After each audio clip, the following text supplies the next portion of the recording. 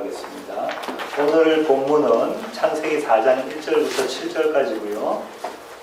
신학 강좌의 제목은 내가 선을 행하면 이라는 제목으로 함께 나누고자 합니다.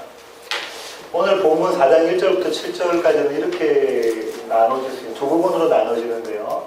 1절부터 5절 상반절까지는 가인과 아벨에 대해서 설명을 하고 있고, 특별히 가인과 아벨이 드린 제사에 대한 이야기를 하고 있습니다.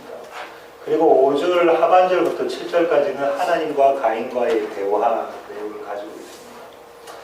먼저 첫 번째 부분을 보면 가인과 아벨을 이렇게 쭉 설명하고 있는데 이게 지그재그 구조로 되어 있어요. 한번 보실까요? 4장 1절부터 한번 보겠습니다. 하와가 임신하여 가인을 낳고 해서 가인이 먼저 나왔잖아요. 가인을 낳고 2절 어떻게 되죠? 그가 또 가인이 낳고 아벨을 낳았는데, 그 다음에 아벨은 양치는 자고 가인은 농사지는 자, 그 다음에 가인은 땅의 소산, 아벨은 이렇게 계속 보이십니까? 그게? 보이시죠? 가인으로 시작해서 아벨 다음에 아벨 가인 아벨 이렇게 지그재그로 계속 이렇게 구조를 그리고 있어요. 그러니까 뭘 이야기하려고 했냐면 문학적으로 이 가인과 아벨을 지금 대조시키려고 하고 있다는 게 눈에 보이셔야 돼요. 대조시키려고. 근데 이게 뭐에 대한 대조냐 하면 앞에서 뭐가 나왔었습니까? 3장 15절에 원시복음에서 뭐라고 했죠? 네 후손과 여자의 후손이 원수가 되고 너도 여자와 원수가 되는 그 지금 구조로 가고 있다는 것을 문학적인 기법으로 가르쳐주고 있는 것입니다. 좀 전에 설명드렸고요. 여기서 우리가 한번 생각해 봐야 될 것은 여자의 후손인 이 후손이 누군가에 대한 설명을 생각해 봐야 된다. 그죠? 처음에는 이제 뱀의 후손, 여자의 후손 하니까 이게 복수 형태로 생각해서 자손도 이렇게 생각할 수가 있는데 바울은 그렇게 이야기하고 있지 않습니다. 네. 갈라디아서 3장 16절 볼까요? 이 약속들은 아브라함과 그 자손에게 말씀하신 것인데, 여기서 자손이 나왔어요.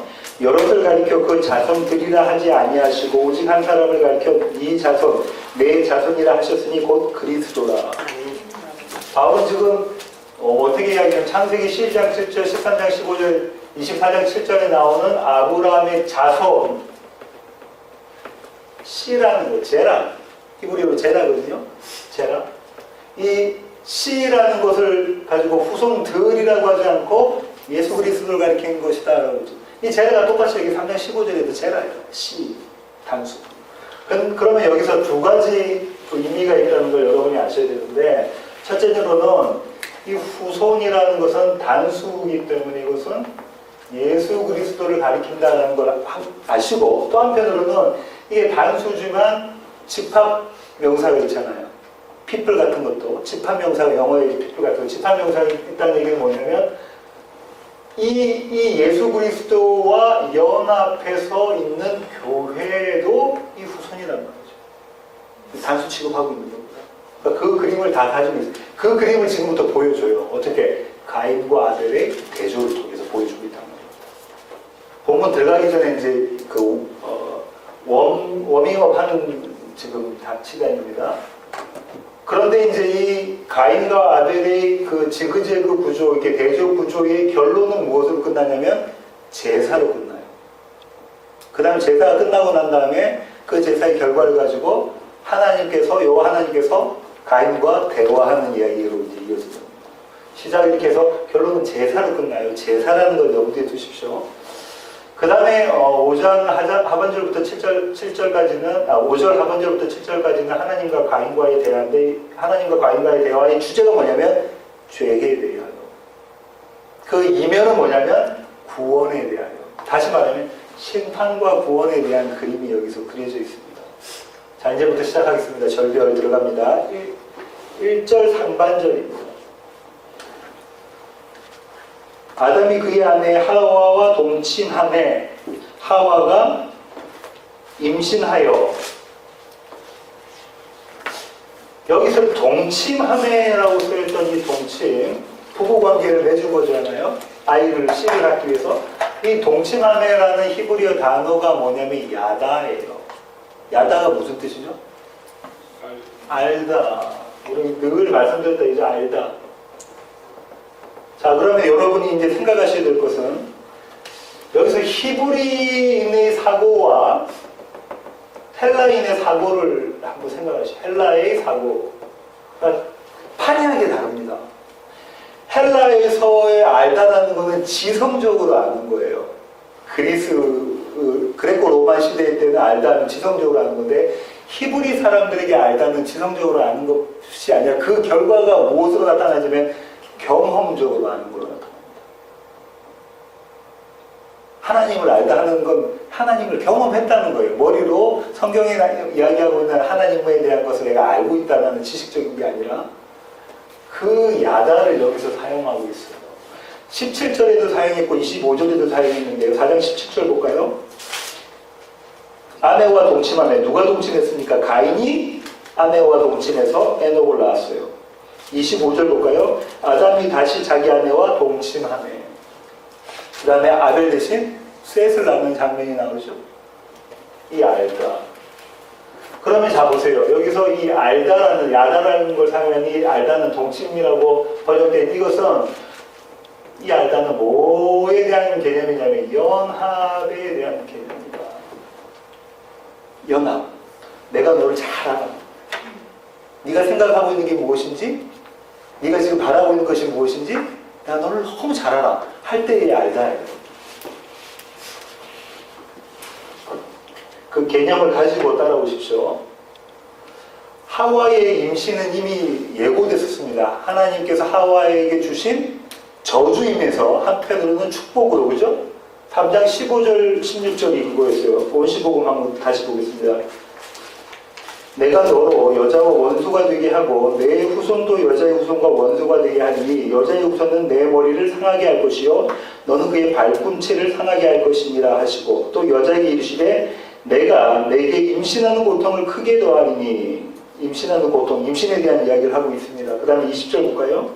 아담이 그의 아내의 이름을 하와라 불렀으니 그는 모든 산자의 어머니가 됩니다. 어머니 임신한 결과로 출산하는 그 그림이 그려져 있다죠. 아담이 그의 아내 하와와 동침하며 하와가 임신하여까지 하는 요 정도의 개념을 머릿속에 담아 두시고 계셔야 된단 말이에요. 1절 하반절. 이제 하와가 가인을 낳고 뭐라고 이야기하냐면 내가 여호와로 말미암아 득남하였다, 이렇게 아들을 낳았다라고 고백을 합니다. 이 여호와로 말미암아에서 이 말미암아를 신학자들은 두 가지로 나누는데요. 왜냐하면 이 가인, 영어로 케인이라고 하는데 이 가인이 갖고 있는 아람어의 발음이 똑같은 단어들이 뭐냐면 획득, 소유 이런 걸 가지고 있습니다. 그러니까 한마디로 말하면 여호와로 불리는 아들 낳았다. 두 번째로는 여호와를 통해서 말미암아 여호와를 통해서 아들을 낳았다. 왜냐하면 여기서는 생산이나 창조 이런 뜻을 가지고 있기 때문에 그렇습니다. 뭘 말씀드리려고 하냐면 잘 보십시오. 하와 이렇게 한 거예요.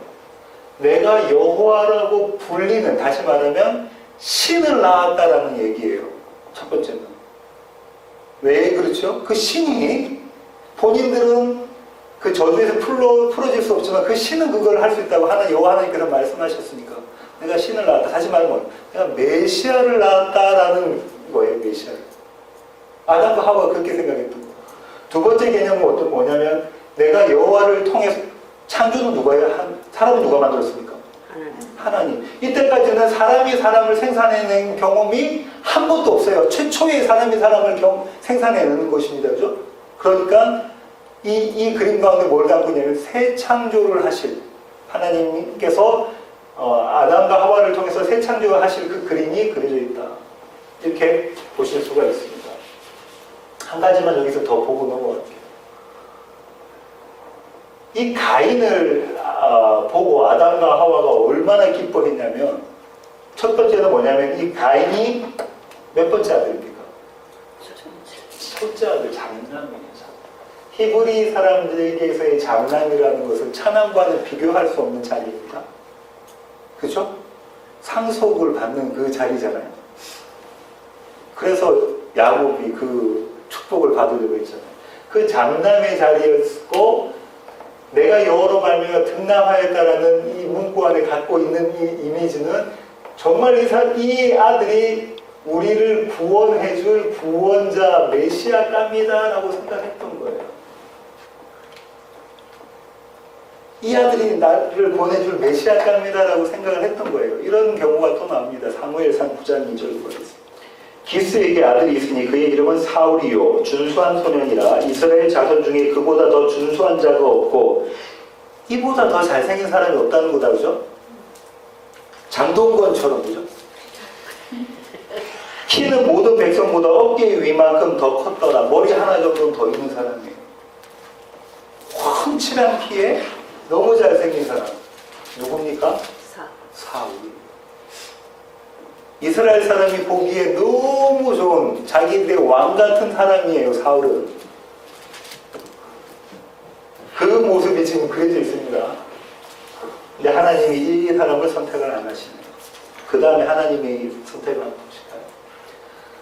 또 가인의 아우 동생 차난, 다시 말하면 별 볼 일 없는 사람이 나왔어요. 별 볼 일 없는 사람. 아벨의 뜻은 하벨이라고 해서 히브리어로는 하벨이라고 해서 허무하다, 헛되다 이런 뜻이 있습니다. 전도서 1장 2절 한번 가볼까요? 여러분이 너무 잘 아시는 전도서 1장 2절. 전도자가 이르되 솔로몬이 이야기하고 있습니다. 헛되고 헛되며 헛되고 헛되니 모든 것이 헛되도다. 세상에서 모든 영광을 다 누려봤지만 모든 것이 헛되다라고 고백하는 그 고백, nothing입니다, 먼지입니다라는 뜻을 아벨이 가지고 있어요. 또 이 아벨은 어떤 뜻을 가지고 있냐면 하찮은이라는, 헛되고 헛된 거 하찮은이라는 뜻을 가지고 있습니다.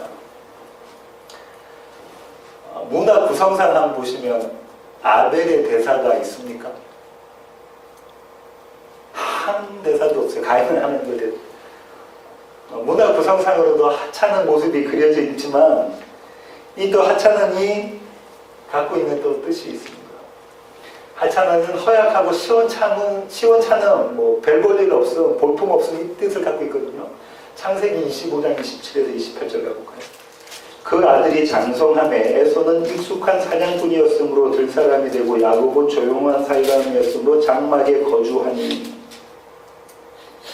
누구하고 누구 나오냐면 형 에서와 야곱이 나옵니다. 형은 어떤 사람이라고요? 몸이 건장한 남자예요. 보기에 흠모할 사람이에요. 그래서 밖에 나가서 사냥을 주로 하는 사람입니다. 털이 북실북실하면서 아주 야성적으로 보이는 그런 사람. 그런데 그에 반해서 야곱은 어떤 사람이에요?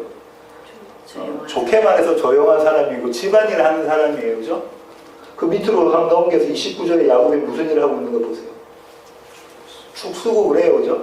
어머니 도와서. 남자들이, 사람들이 봤을 때는 별로 흠모할 만한 감이 안 되는 사람인 거예요. 그 모습이 그려져 있다죠. 사무엘상 16장 11절로 가보겠습니다. 또 사무엘이 이새에게 이르되 내 아들들이 다 여기 있느냐? 이새가 이르되 아직 막내가 남았는데 그는 양을 지키나이다. 누구 얘기하고 있죠? 다윗 이야기하고 있는 거죠. 막내래 막내. 동생들 중에서도 제일 어린 막내. 다윗. 어떻게 보이는 거예요? 시원찮고 가찮아 보여요. 그냥. 왜 그러죠? 이제 왕으로 세울 거야. 사울 대신에 왕으로 세울 건데 그 왕을 세우기 위해서 너희 자식들 다 데리고 와봐 했는데 누구는 안 데리고 왔어. 이새가. 막내 애는 볼품도 없으니까 어디다 내버려두니까 너 그냥 양치고 있어. 양 지키고 있고 형들 다 데리고 형들이 다 하고 그런 자였어요. 크라이막스는 이사야 53장 2절입니다. 그는 주 앞에서 자라나기를 연한 순 같고 마른 땅에서 나온 뿌리 같아서 어떻답니까? 고운 모양도 없고 풍채도 없은즉 우리가 보기에 흠모할 만한 아름다운 것이 없도다. 하나도 없더라. 도대체가 이 사람을 쳐다볼 수가 없는 그런 시원찮고 하찮은 모습의 사람이다. 인간적인 눈에 비치는 모습입니다. 누구십니까? 예수 그리스도. 이 개념을 지금 싣고 쭉 이 두 맥락이 내려오고 있습니다. 2절 하반절부터 3절 상반절까지. 아벨은 양치는 자, 가인은 농사하는 자로 나오고 있다죠. 농사하는 가인에 대해서 먼저 살펴볼게요. 농사하다, 경작하다를 히브리어는 어떤 뜻을 가지고 있냐면 땅을 섬기는 자, 땅에 노예가 된 자, 땅에 묶인 자라는 개념을 갖고 있어요. 땅 하면 여러분께서 생각하셔야 될 게 뭐라고요? 땅. 저주받은 것, 먼지, 낫띵. 우리가 거기서 왔고 그리로 돌아갈 허무한 그걸 섬기고 노예되고 묶인 자. 다른 말로 땅은 뭔가요? 세상이라고 하죠. 세상. 반대로 양치는 자에 대한 개념이 있는데 신학자들은 이렇게 얘기합니다. 이 양치는 자를 개념을 끌고 올 수 있는 그 모티브가 있는 게 뭐냐면 아브라함과 야곱과 모세와 다윗. 이 나중에 성경 구절을 한번 찾아보십시오. 이거 다 보시면 다 뭐에 대한 얘기냐면 양치는 자예요. 모세는 누구의 양을 칩니까? 예, 자기 장인의 양을 쳐요. 야곱은 삼촌, 외삼촌의 양을 치는 그림이 그리죠. 아브라함도 양치는 자이고 다윗도 조금 전에 우리 살펴본 것처럼 양치는 자, 양치는 자의 개념으로 또 끌고 가고 있습니다. 그 다음에 나오는 단어가 이제 뭐냐면 세월이 지난 후에예요. 3절 세월이 지난 후에. 이렇게 한 사람은 농사 짓는 자로, 한 사람은 양치는 자로 쭉 살아왔다는 거예요. 한 사람은 세상을 섬기는 자로, 한 사람은 하나님을 섬기는 자로 살아온 그림이 그려져 있고, 그 다음에 세월이 지난 후에. 영어 버전 중에 유일하게 넷 바이블은 이것을 어떻게 번역하고 있냐면 이렇게 번역하고 있습니다. At the designated time이라고 있어요. 이게 무슨 말입니까? 정해진 시간, 지정된 시간, 어떤 그때를 이야기하고 있어요. 그러면 헬라어로는 카이로스의 그때에 대한 개념이 그림이 그려져 있습니다. 카이로스. 크로노스 상에 펼쳐지는 카이로스의 그때에 대한 개념이 있어요. 그 다음에 다시 보겠습니다. 3장 하반절부터 5절, 3절 하반절부터 5절 상반절. 자, 이제 본격적으로 가인과 아벨의 제사가 대조돼서 나옵니다. 여기 잘 보셔야 돼요. 이 가인과 아벨의 출발점이 어디였는가 볼게요. 3장 24절 보세요. 지난 시간에 했는데요. 이같이 하나님이 그 사람을 어떻게 하시고? 쫓아내시고. 에덴 동산에서 쫓아내신 자들이에요. 이 둘 다. 누구는 죄가 있고 누구는 죄가 없는 자가 아니라 둘 다 무슨 말입니까?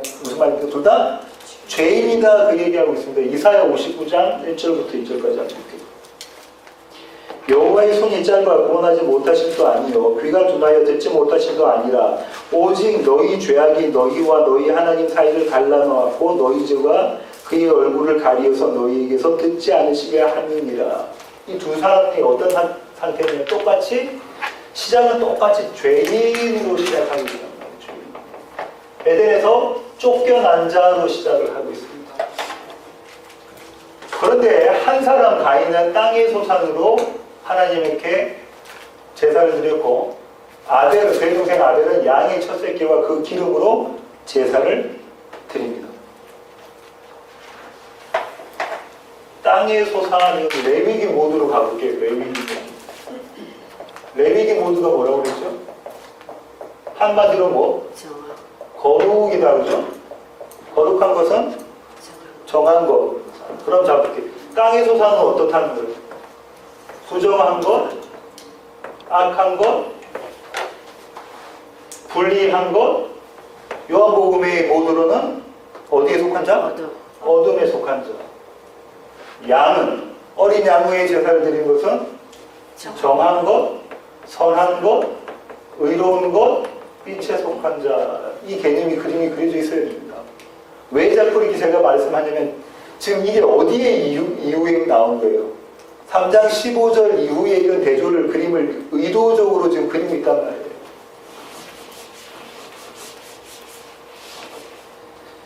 제사를 지내기 때문에 레위기 모드로 이해를 하셔야 됩니다.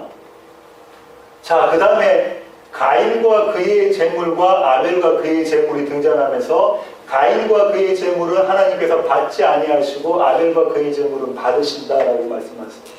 이 받으신다라는 것은 레위기 모드는 화목이라는 거예요. 제사를 받으셨다는 거 화목했다는 거예요. 왜요? 네 죄가 사해졌. 죄가 있으면 하나님께로 올 수 없는데 네 죄가 사해졌으니까 내가 너와 화목했다라는 개념이고요. 받지 않으셨다는 것은 불화라는 개념입니다. 화목하지 않는다라는 개념이에요. 내가 너 죄 사해주지 않았다. 너 화목하지 않는다. 너와 하나됨이 아니다라는 말씀하고 계시는 거란 말이죠. 근데 여기서 주목할 게 뭐예요? 그의 가인과 그의 재물을 받으시고 아벨과 그의 재물을 받으셨다. 왜 이렇게 쓰셨을까? 왜? 여기서 뭐가 있냐면 유니온의 개념이 있습니다. 연합. 아벨은 그의 재물, 나중에 제가 더 설명드리겠는데요. 예수 그리스도와 연합한 자. 그래서 받으신 거. 이 그의 재물은 땅의 소산 뭐라고 그랬습니까? 좀 전에? 세상 바벨론, 계시록 모드는 바벨론이에요. 세상과 연합한 자 가인은 화목하지 못하고 예수 그리스도와 연합한 자 아벨은 화목하는 그림이 그려져 있습니다. 왜 이렇게 이야기할 수 있냐면요. 히브리서 기자의 해석 때문에 그래서 그렇게 이야기할 수가 있습니다. 신약에서 나온 히브리서 기자는 이 본문을 히브리서 11장 4절에 이렇게 해석해놨어요. 믿음으로 아벨은 가인보다 더 나은 제사를 하나님께 드림으로 의로운 자라 하시는 증거를 얻었으니 하나님이 그 예물에 대하여 증언하시니라. 그가 죽었으나 그 믿음으로서 지금 또 말하느니라. 무슨 단어가 나왔냐면 처음에 믿음으로라는 단어가 나왔는데 믿음. 그죠?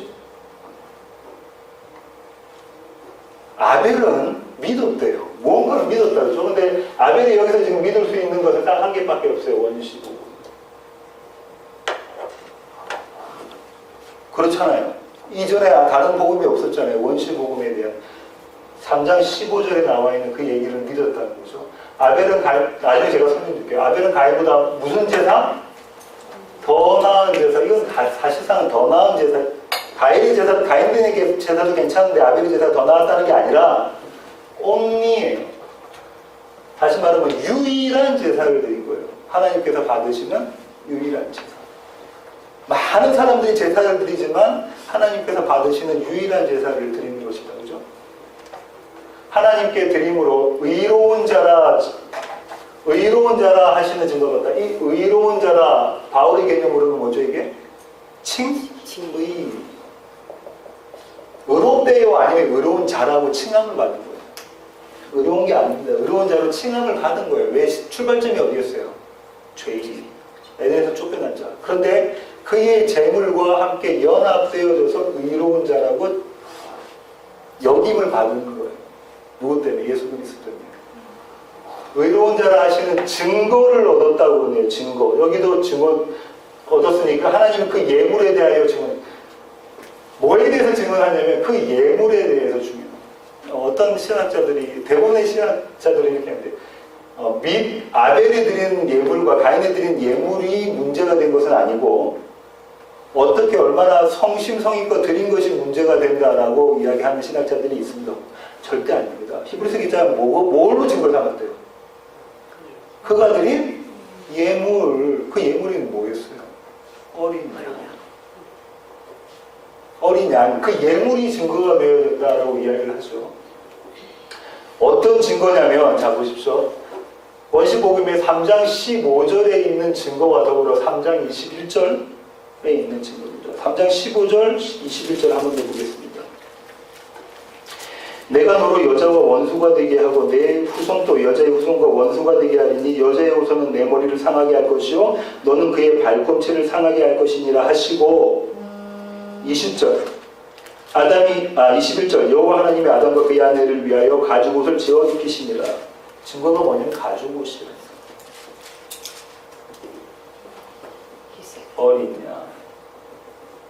어린 양과 그것의 기름. 히브리서 기자는 이렇게 이야기해요. 아벨이 온리 제사를 드렸는데 그 믿음으로 드렸는데 그 믿음으로 드린 표시가 어디서 났냐면 그 예물에 써 있었다라고 이야기를 한 거예요. 그리고 하나님께서 그것을 증거로 삼으셔서 네가 의로운 자다. 그럼 지금 히브리서 기자는 이 아벨의 제사를 어떻게 본 거예요? 예수 그리스도로만 말미암는 제사, 그와 연합해서 드려지는 그것만이 하나님께서 받으시는 유일한 제사다라고 고백하고 있는 거죠. 계속 보겠습니다.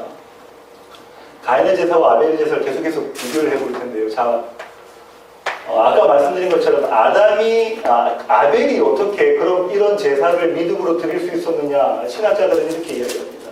아담이 아들들에게 대속에 대한 규례를 전수했을 것이다.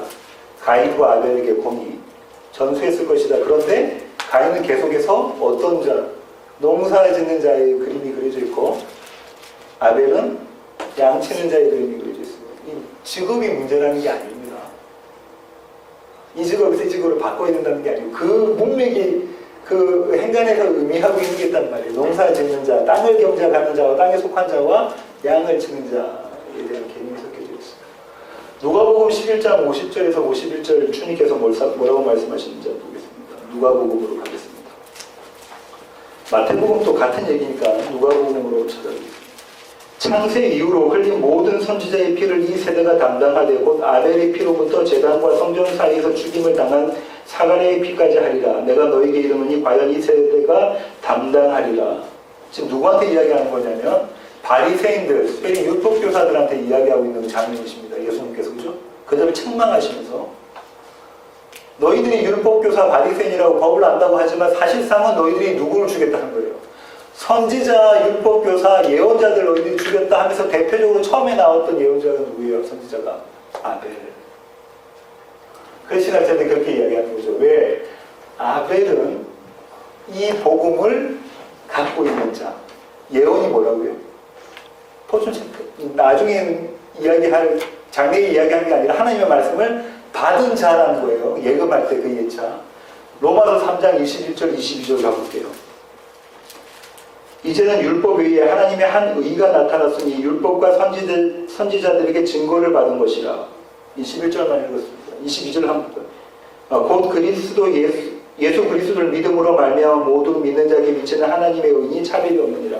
지금 뭐라고 하냐면 바울이 선지자들에게 증거를 받은 것인데 그 의가 뭐냐면 예수 그리스도다. 지금 이 얘기하고 있는 거잖아요. 그러면은 이 선지자들 중에서 대표로 등장한 사람이 누구냐면 아벨이었단 말이에요. 아벨부터 선지자로 지금 이야기하고 있단 말이죠.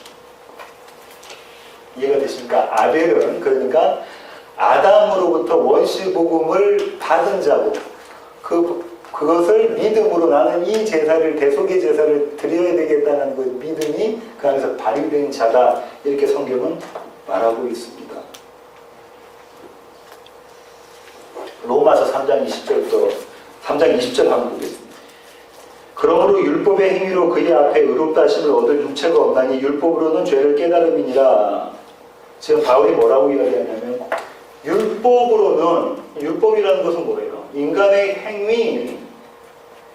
인간의 행위로는 의롭다 하심을 받을 수가 없다.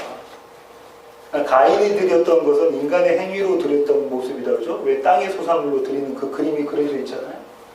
갈라디아서에서는 바울이 더 명확하게 설명합니다. 갈라디아서 2장 16절로 가겠습니다. 사람이 의롭게 되는 것은 율법의 행위로 말미암음이 아니요 오직 예수 그리스도를 믿음으로 말미암는 줄 알므로 우리도 그리스도 예수를 믿나니 이는 우리가 율법의 행위로서가 아니고 그리스도를 믿음으로써 의롭다함을 얻어야 합니다. 율법의 행위로서는 의롭다함을 얻을 육체가 없나니라. 은혜, 믿음으로 얻고 율법으로는 못 얻는다라는 것을 지금 계속해서 바울이 이야기하고 있죠. 여러분 뭘 생각하시냐면 가인의 제사가 이야기하고 있는 게 뭐라는 거예요? 율법의 행위라는 거예요. 인간의 노력으로 이루려고 하는 거예요. 아벨의 제사는 은혜로 받는 믿음으로서의 드리는 제사라는 그림이 그려져 있다는 것입니다. 성경은 처음부터 이 두 이야기를 계속해서 이야기하고 있습니다. 계시록까지. 계시록은 어떻게 나타나냐면 바빌론과 새 예루살렘, 음녀와 신부 이렇게 그림으로 그려집니다. 로마서 10장 3절로 한번 가볼게요. 바울의 얘기를 한번 더 보겠습니다. 하나님의 의를 모르고 자기 의를 세우려고 힘써 하나님의 의에 복종하지 아니하였느니라. 누가 그랬대요? 바울이 자기 자신을 어떻게 이야기하죠? 하나님의 일을 힘써 지키지 않으려고 했던 자다, 불순종했던 자다, 복종하지 않으려고. 그렇게 자기는 어떻게 생각했어요? 하나님의 의를 힘써 지키는 자로 여겼었는데 그게 예수 그리스도를 영접하고 나니까 아니더라라고 돼버리는 거죠.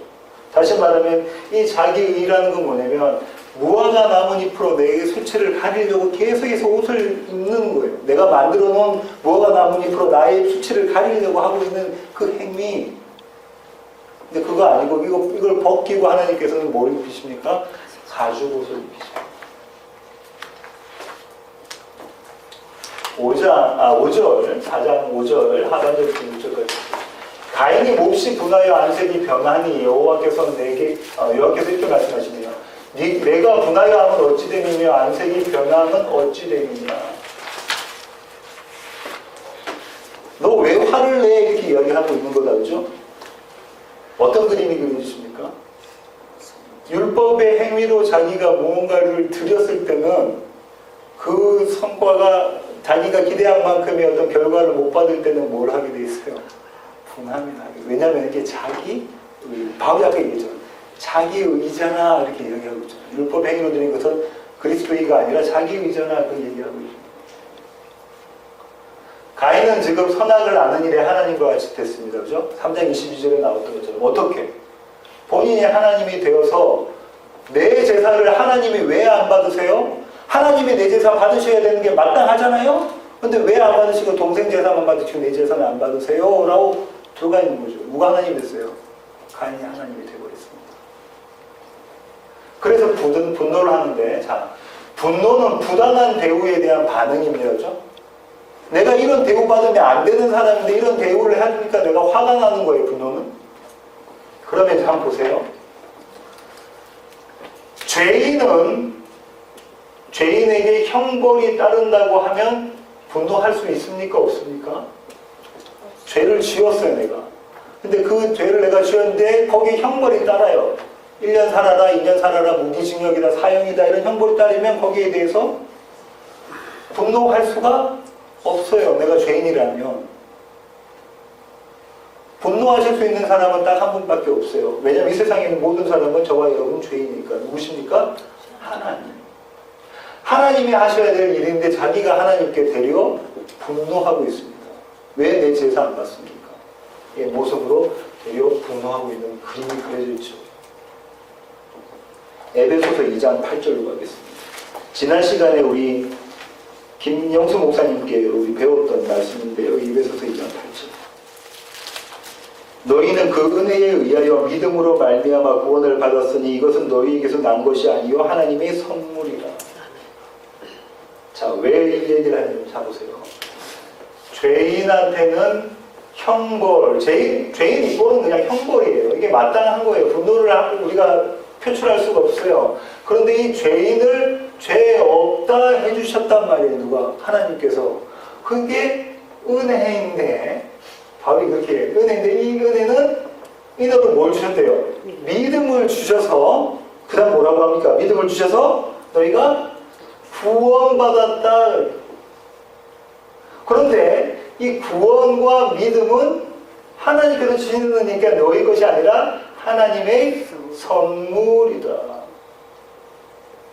네가 자랑할 것이 하나도 없다. 그 바울이 뭐라고 그러죠?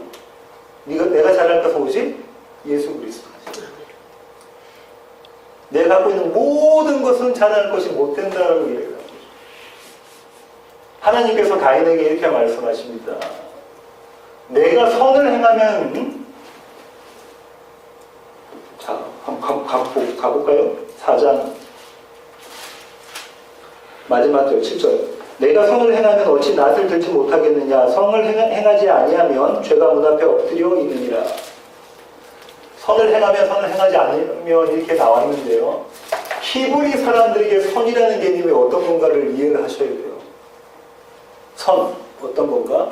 자, 70인역이 뭡니까? 구약은 히브리어로 되어 있는데 당시에 이스라엘 사람들이 자기 나라 그 히브리어를 몰라요. 그리고 이게 말로 일상생활로 썼던 게 아람어예요.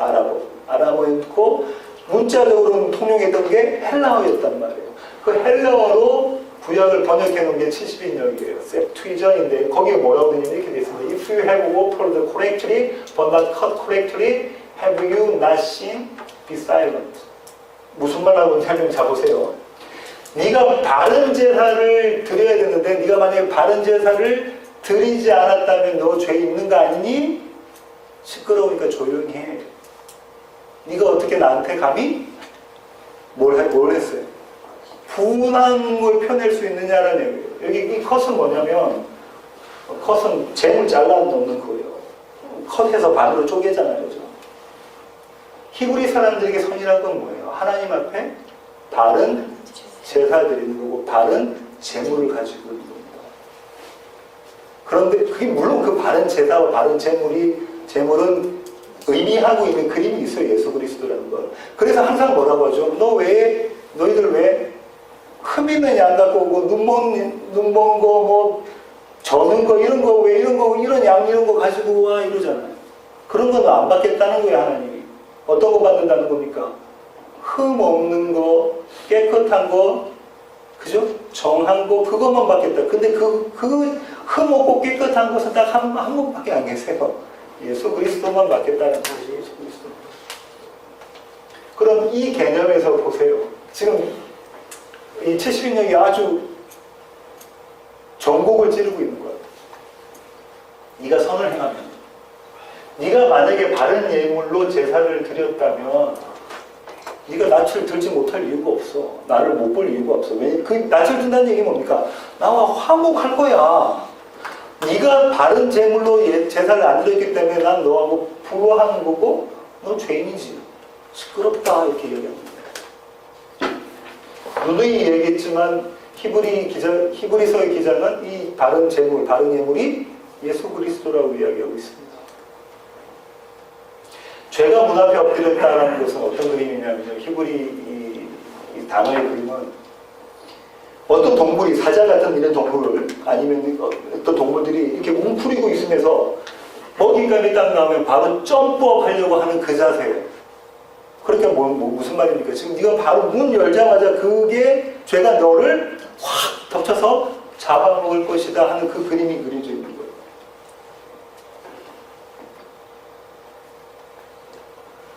죄가 너를 원하나 너는 죄를 다스릴지니라. 이거 많이 보셨던 구절인데 신학자들이 이렇게 이야기합니다. 3장과 4장은 같은 단어들을 여러 번 반복하면서 비슷한 구조를 가지고 있다는 거예요. 3장에 알다라는 단어가 나왔습니까? 3장을 빨리 한번 보세요. 알다라는 단어가 나왔나요?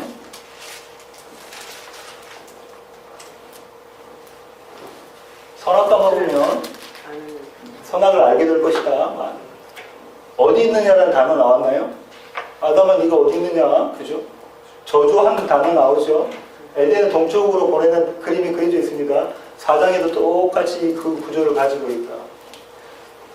아담과 하와에게 하셨던, 특별히 하와에게 하셨던 3장 16절에 있는 이야기를 보면 비슷한 구조가 되어 있어요. 자, 보세요. 죄가 너를 원하나 너는 죄를 다스릴지니라 되어 있지만 3장 16절에는 어떻게 되어 있나요? 너는 누구를 원하고? 남편을 원하고 남편은 너를 다스릴 것이다. 그 그림이 그려져 있다죠. 이 그림을 그대로 가지고 오면 이렇게 한번 보실 수가 있을 것 같아요. 죄가 너를 원하나 너는 죄를 다스릴지니라와 같은 문맥에 있는 바울의 서신서가 있는데 그걸 먼저 한번 찾아보죠. 에베소서 4장 26절부터 27절입니다. 김 목사님이 나중에 하실 텐데 에베소서 4장 26절부터 27절. 분을 내어도 죄를 짓지 말며 해가 지도록 분을 품지 말고 마귀에게 틈을 주지 말라. 하나님께서 지금 말씀하신 것과 바울이 지금 에베소 교회에 이야기하고 있는 거랑 같다 그죠? 분을 내어도 죄를 짓지 말아라 라고 이야기하고 계시죠. 그런데 이 문맥에서 이렇게 할 수 있는 근거가 있어요. 에베소 교인들이 이렇게 할 수 있는 근거를 제시합니다. 바울이 위로 좀 더 올라가겠습니다. 22절부터 한번 볼게요. 너희는 유혹의 욕심을 따라 썩어져가는 구습을 따르는 옛사람을 벗어버리고 오직 너희의 심령이 새롭게 되어 하나님을 따라 의와 진리의 거룩함으로 지으심을 받은 무엇을 입으라? 새 사람을 입으라. 근거는 뭐냐면 새 사람이에요. 제가 저번에 말씀드린 것처럼 창세기 3장 16절에 나와 있는 너는 남편을 저는 어떻게 해석하냐면 너는 교회, 남편은 예수 그리스도. 그렇게 예수 그리스도와 한 몸이 된 자만이 할 수 있는 것이 뭐냐면은 죄를 다스리는 그림을 보일 수가 있는 것입니다. 새 사람 이거 벗고 입고 이 모두가 어디서부터 나왔어요? 창세기부터 나온 거잖아요. 이 입어라라는 단어의 첫 번째 나왔던 단어가 어디냐면 첫 번째 나왔던 게 창세기 3장 21절이에요. 하나님께서 아담과 하와에게 뭘 벗기시고 뭘 입히십니까? 뭐가 나뭇잎을 벗기시고? 가죽옷을 입히시는 게 처음에 나온 거예요. 바울은 이 그림을 그대로 갖고 와서 옛사람을 벗고 새사람을 입어라. 헬라어로 똑같은 단어를 쓰고 있어요. 70인역을 갖고. 그러면 잡으세요. 죄를 원하나 죄를 다스릴 수 있는 사람은 새사람을 입은 사람이에요. 가인은 못해요. 못한 사람이 옛사람을 입고 있는 사람의 결과는 뭡니까? 죄를 다스리지 못하고 자기 동생을 죽이는 자. 동생은 누구의 그림이었어요? 메시아, 예수의 그림이었는데 누구를 죽였어요? 그 메시아를 죽이는 자, 누가? 죄인이지. 저와 여러분의 이스라엘이 누구를 죽여요? 예수를 죽이는 그림이 처음부터 그림이 그려져 있네요. 창세기부터. 바울은 계속해서 바울이 참 탁월한 신학자입니다.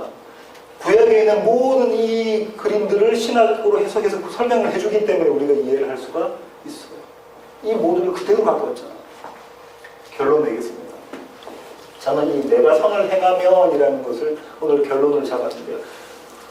착한 일 많이 해라가 아니었고 히브리 사람들에게 선은 뭐라고요? 바른 예물로 제사를 드리는 거. 바른 예물이 누구라고요? 예수 그리스도로만 제사 지내라 이 말이죠. 다른 어떤 불순물 있는 거 나 안 받겠다라는 거예요. 흠 있는 거 안 받겠다. 바른 제물로 드려라. 근데 저와 여러분의 삶은 이 바른 예물로 제물로 제사를 드리지 않는 삶의 모습들이 종종 드러납니다. 예수 외에 다른 곳으로 의를 삼는 것을 종종 볼 수가 있어요. 23편으로 오늘 제가 마감을 하려고 했는데요. 오늘 주보에 칼럼에도 썼는데요. 성경책이 있으신 분은 시편 23편을 찾아보시기 바랍니다. 여호와는 나의 목자시니 내게 부족함이 없으리로다. 지금 다윗이 뭐라고 이야기하고 있냐면 자기가 뭐가 없대요. 부족함이 없는 사람이에요. 그가 어떤 형편에 있는 자인지 쫓기는 자의 모습에 그림이 그려져 있는데 그가 어떠냐면 지금 사명의 음침한 골짜기를 다니는 자거든요. 근데 그 자가 부족함이 없대요. 왜? 여호와가 나의 목자시니까. 다시 말하면 예수 그리스도가 내가 연합했으니까 내가 그의 제물 아벨과 그의 제물을 내가 받았다 하는 그 제사를 드렸던 자이기 때문에 내게 부족함이 없대요. 그가 나를 푸른 풀밭에 누이시며 쉴만한 물가로 인도하시는도다. 내 영혼을 소생시키시고 나를 부활시키시고 나의 옛사람을 죽이시고 새사람으로 일어나게 하시고 나의 옛사람 무화과나무잎 옷을 치마를 벗겨버리시고 예수 그리스도라는 가죽옷으로 입히신 그거 나를 소생시키시고 자기 이름을 위하여 자기의 영광을 위하여 우리가 예뻐서가 아니라 우리가 잘나서가 아니라 내가 장동건처럼 생겨서가 아니라 우리 여호와 하나님의 영광 이름을 위하여 의의 길로 인도하시도다. 누굴? 죄인을 의의 길로 인도하시도다. 내가 사망의 음침한 골짜기를 다닐지라도 다른 사람들은 다 내보고 사망의 골짜기에 내가 빠졌대요. 나만 그렇게 생각하는 게 아니라 다른 사람들이 너 이거 사망의 골짜기잖아? 네가 지금 갖고 있는 모든 어려운 형편들, 상황들 이 사망의 골짜기잖아. 그렇게 다닐지라도 해를 두려워하지 않을 것은 주께서 나와 함께 하심. 항상 나와 함께 하심이라. 주의 지팡이와 막대기가 나를 안위하시나이다. 지팡이와 막대기는 어떤 정도로 씁니까? 양이 다른 길로 나가려고 할 때 던져서 끌고 오고, 양이 다른 떨어지려고 할 때 지팡이를 끌어서 목을 끌어당겨서 뭐 하는 거예요? 목자를 떠나서 가지 못하고 사망의 길로 가지 못하고 생명의 안전한 길에 있으라고 막대기와 지팡이를 목자가 사용하잖아요. 하나님이 지금 매일의 내 삶 가운데 그렇게 나를 그렇게 인도하고 계신데요. 놓지 않으시고 당신의 지팡이와 막대기를 가지시고 나를 안위하고 계신 분. 그 그림이 그려지십니까? 한순간도 눈을 떼지 않으시고 나를 붙잡아 가시면서 당신의 지팡이와 막대기로 나를 그 길로 인도하시는 거예요. 생명의 길로. 5절. 주께서 내 원수의 목전에서 내게 밥상을 차려주시고, 저 사람 내가 보기 싫은데 저 사람은 잘못되게 하시고 하나님 저는 잘되게 해주세요. 이 기복적인 게 아니고요. 여기서 말하는 원수는 뭐예요? 우리가 원수 된 자가 누구? 3장 15절에 세상, 사탄. 원수 된 자의 앞에서 나에게 밥상을 차려주셨대. 이게 밥상입니다. 너 이제 끝났어. 아무 염려할 필요 없어. 밥상을 차려주시고 기름을 내 머리에 부으셨으니 내 잔이 넘치나이다. 내 평생의 선하심과 인자심. 한순간도 놓치지 않고 내 평생의 하나님의 선하심과 인자심이, 그것도 바울 한 번 더 쓰네요. 반드시 나를 따르리니, 반드시 나를 따르니 내가 여호와의 집에 영원히 살리라. 아멘. 우리는 우리가 보기에 아름다운 방법으로 선을 행한다고 생각해요. 예물을 많이 드리고, 예를 들면 헌금을 많이 드리고, 11조 새벽 기도를 열심히 하고, 기타 등등 여러 가지 많은 것들 하지 말라는 말. 그런 것으로는 아니에요.